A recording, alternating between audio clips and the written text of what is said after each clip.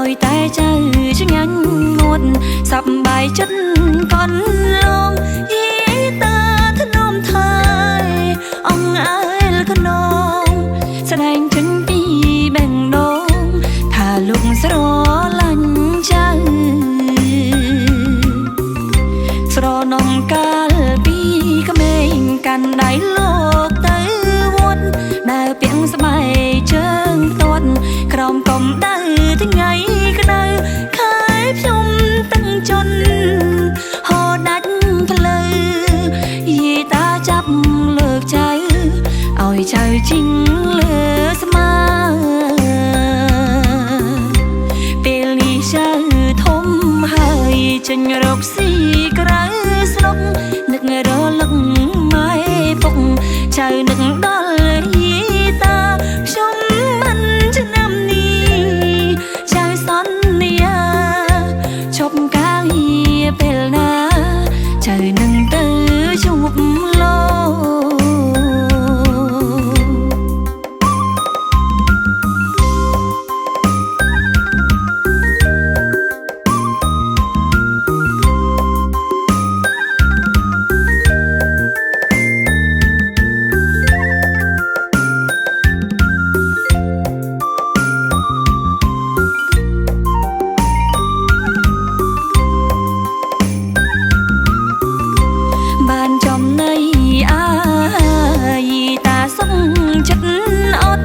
ឲ្យតែចៅ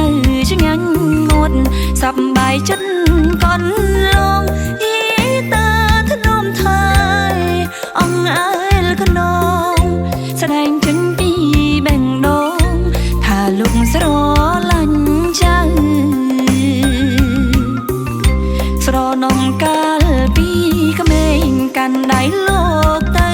វត្តដើរពាំងស្បែកជើងទាត់ក្រោមកំដៅថ្ងៃក្តៅខែភ្ជុំទាំងជន់ហោដាច់ផ្លូវយីតាចាប់លើកចៅឲ្យចៅជីងលើស្មាពេលនេះចៅធំហើយចេញរកស៊ីក្រៅស្រុកនឹករលឹកម៉ែពុកចៅនឹក